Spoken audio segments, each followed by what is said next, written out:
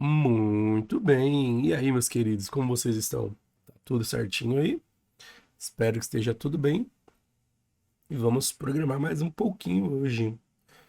Então a gente vai continuar com o nosso projeto aqui de background service. A gente vai criar então agora nosso serviço que vai gerar os dados.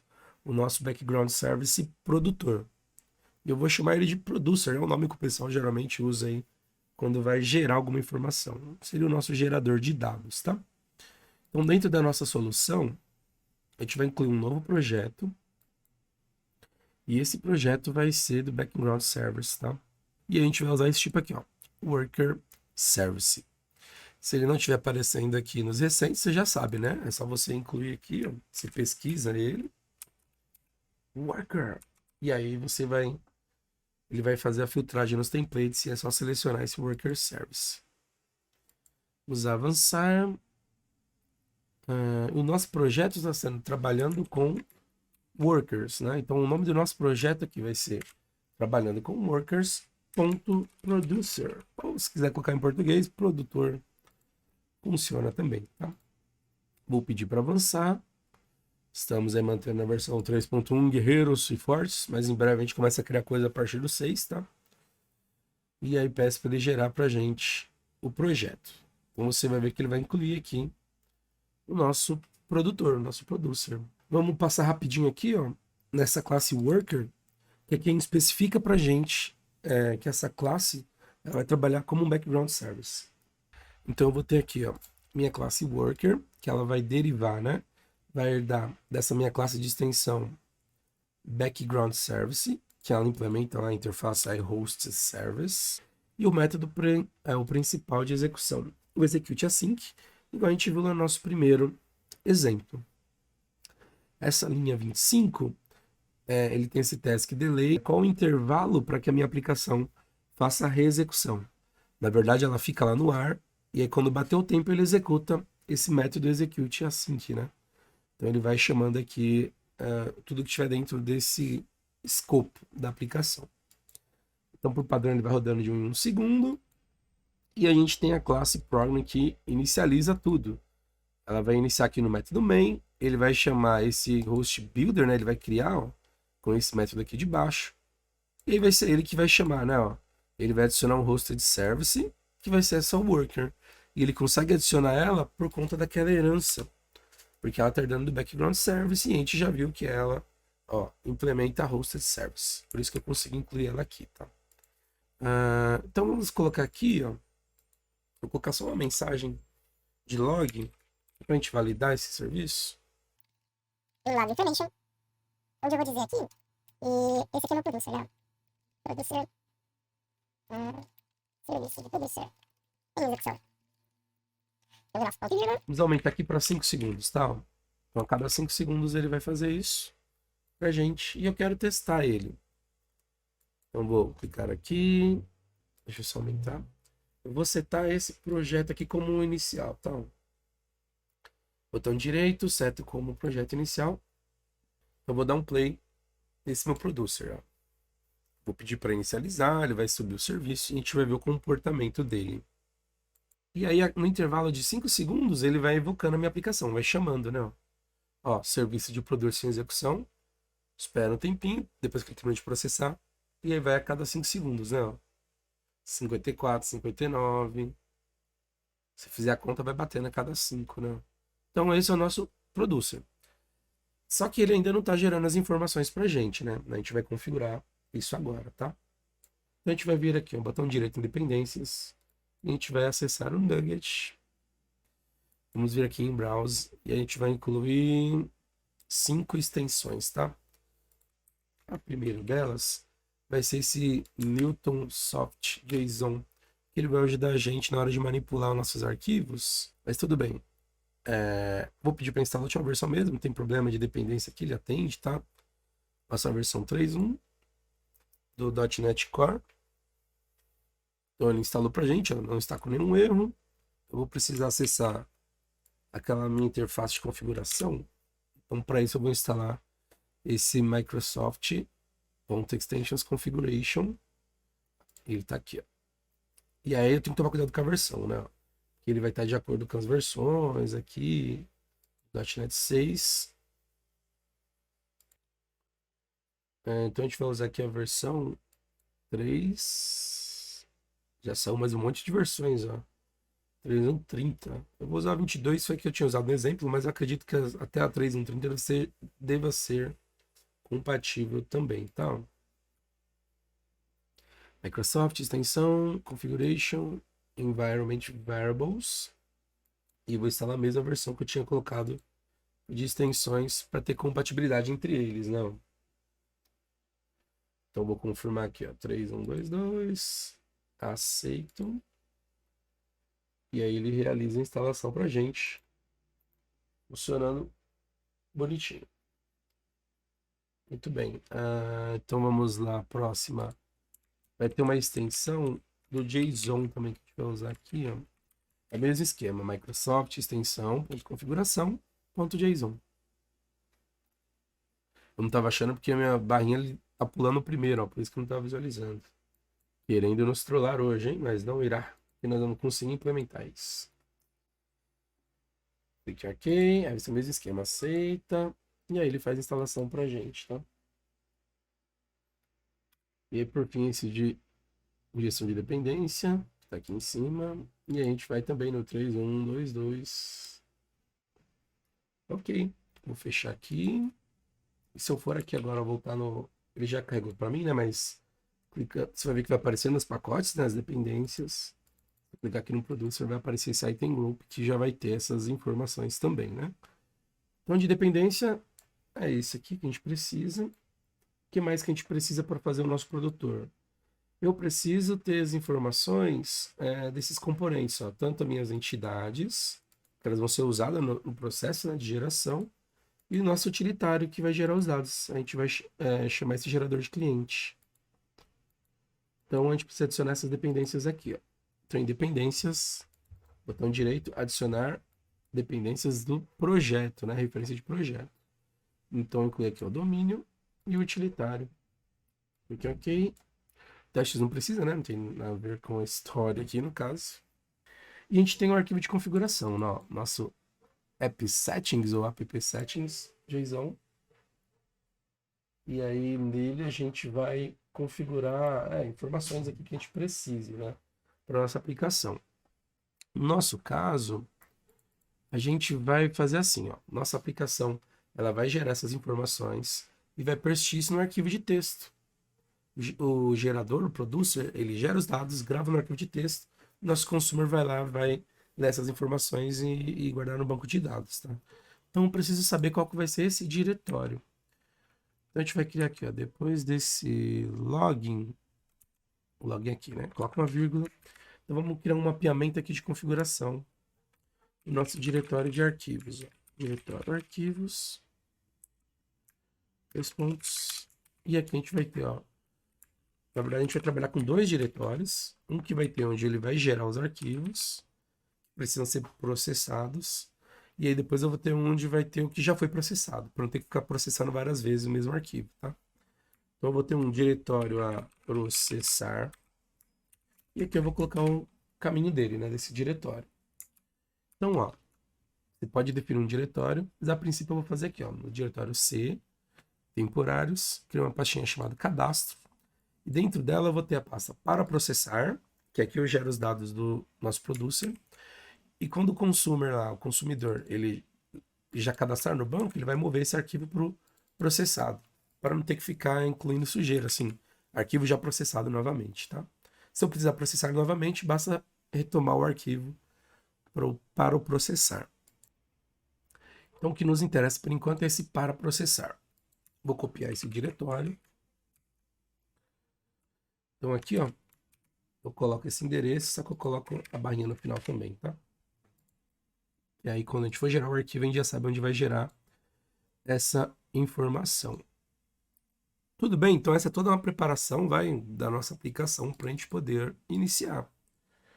E uma outra coisa que a gente vai fazer, vou pedir para esse worker, a gente pediu para ele rodar a cada 5 minutos, mas eu vou pedir para ele rodar a cada 30 segundos, tá? Para não ficar gerando um monte de arquivo de uma vez. Cada 30 segundos ele vai lá e gera pra gente uma massa de dados. Então a gente vai trabalhar agora aqui dentro dessa classe worker, tá?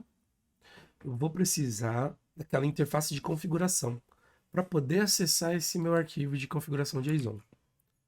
Então a gente vai incluir ele aqui, ó. Eu vou ter um private read only iConfiguration. Dá um Ctrl ponto. Você já conhece o comandinho. Na primeira vez ele demora um pouquinho, depois fica mais rápido. Adiciona a referência, então vai ser o nosso configuration.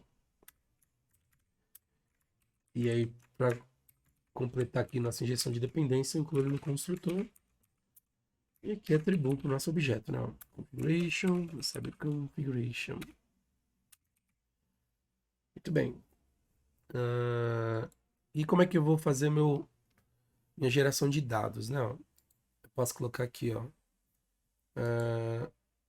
O produtor tem execução. A gente vai ter um método que vai gerar essas informações, ó. Gerar dados, exemplo, cliente.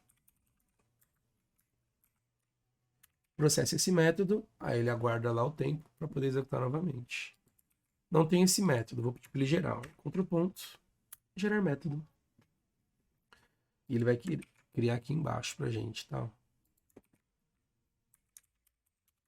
Então, relembrando, a gente tem lá o nosso gerador de cliente.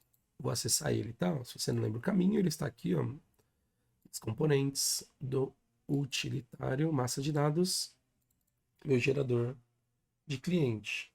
Então, para gerar um cliente, eu preciso saber uma informação. Quantos clientes eu quero gerar, né? Então, voltando no nosso worker, então eu vou ter aqui, ó. A gente pode criar um bloquinho para cat também, né? Para caso dê um problema.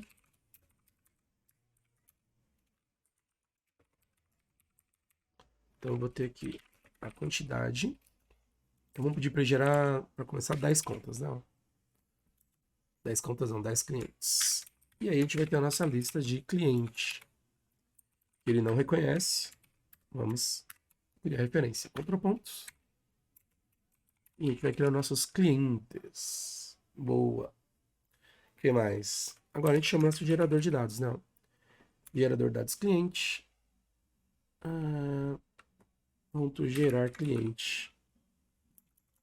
Só tem uma coisa, ele pode confundir aqui. Vamos fazer assim, ó. Vou deixar como nulo por enquanto. Vamos chamar essa linha de gerar dados, né? Que vai ser de clientes e mais outras informações, só para não confundir, né? Tá bom? Gerar dados. Agora sim, chamo lá o meu gerador cliente. Ctrl ponto. Adicionei a referência. E é só chamar o método gerar cliente. Passando aqui o nosso parâmetro de quantidade. Olha só, que bonito. Então aqui ele já vai criar para a gente as informações do cliente, toda a nossa lista. E agora eu vou gravar isso em arquivo. Só que para fazer isso eu vou serializar esses dados em JSON lá, tá? Para facilitar depois a manipulação pelo meu consumidor. Então vou ter aqui, ó, meus dados serializados. E para fazer isso, a gente vai usar essa classe aqui, ó, JSON Convert. Adiciona a referência para também com Ctrl ponto. E ele tem esse método de serializar objetos. E aí é só passar o nosso objeto de cliente. E aí com isso a gente vai ter aqui nossos dados serializados. Boa. Aí o que eu vou fazer também, eu vou gerar um sufixo para um arquivo aleatório, tá? Eu vou usar aquela classe randômica, random, vou instanciar ela. E aí a partir dela a gente gera essa partezinha aleatória do nome do arquivo, tá? Então vamos lá. Vou criar um temp file, ou então nome arquivo temporário. E aí o meu nome que vai gerar entre 1 e 1000 aqui. E transforma esse valor numa string, né? Para ele poder entender aqui. Boa. Então essa partezinha aleatória ele vai criar pra gente. E para gerar aquele arquivo, eu vou gerar ele aqui, né? Ó, nesse diretório que a gente especificou.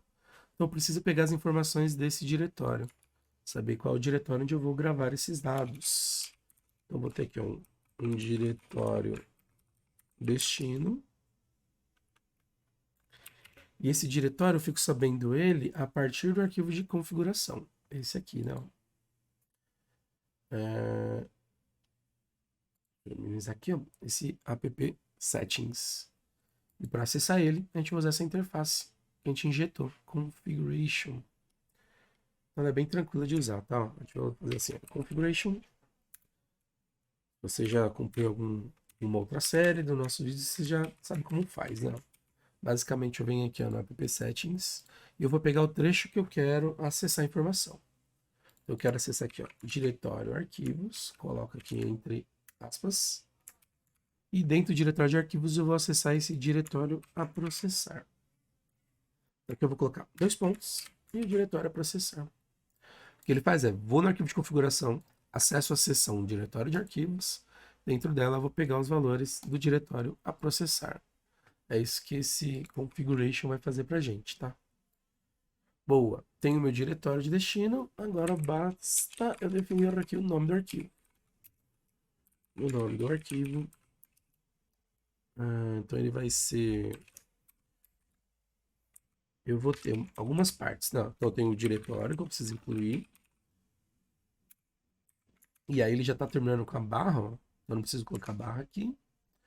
E aí vai vir um nome estático dele. Vai ser, por exemplo, ó, reporte de dados. Mas pode ser o nome que você quiser, tá? Underscore. E aí aqui vai vir a parte do meu arquivo temporário aqui, ó. Eu vou reduzir ele só para ficar mais fácil, né? Temp file name. E eu coloco aqui, ó.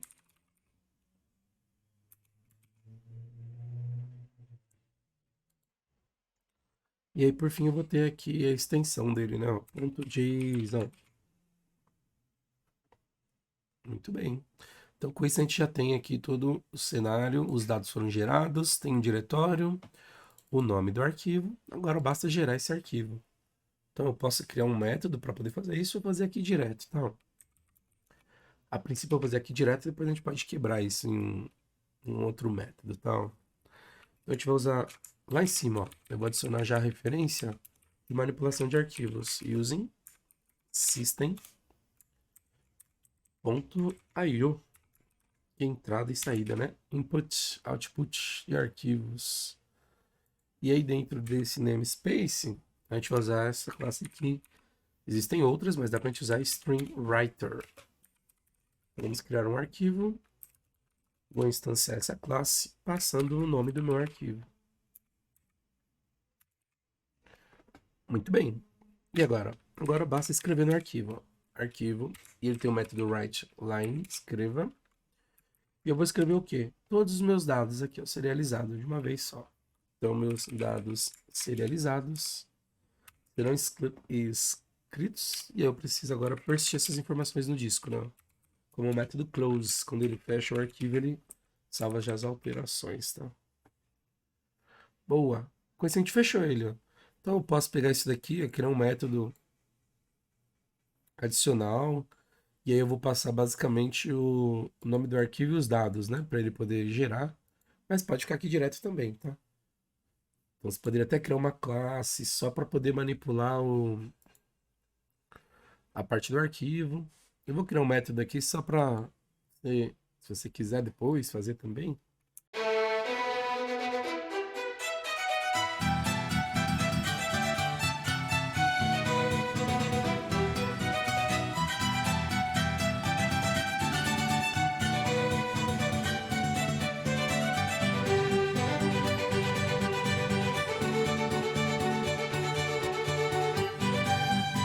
Com isso a gente conclui a implementação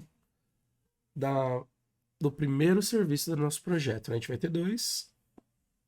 E a gente conclui aqui então a criação do nosso produtor.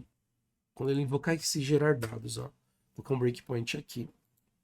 E a gente também vai acompanhar se ele vai gerar aqui, né, essa informação no diretório. Usar um play na aplicação e aguardar ele subir o projeto Olha lá, subiu meu serviço, apareceu a mensagem, né, ó, que está em execução meu produtor. E ele parou no breakpoint. Vamos lá, F11. Lá no detalhe, entrei no try.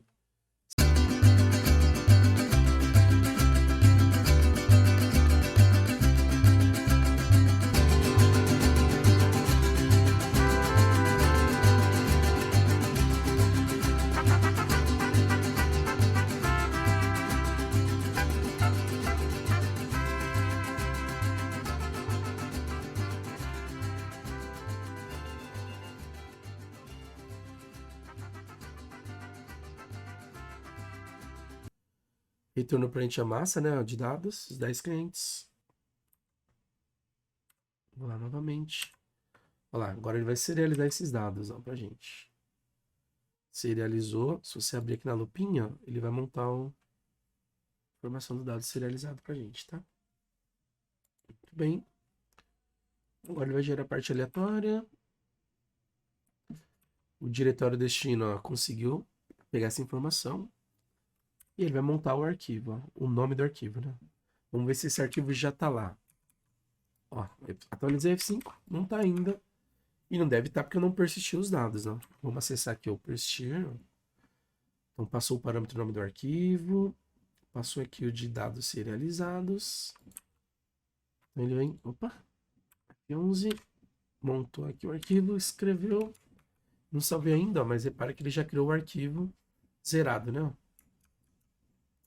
Então quando executar o close, aí ele persiste, ó. Tá com 5 KB agora. Aí ele vai concluir pra gente, ó. Não deu erro. Saiu. Vou carregar ele aqui no bloco de notas. Ó.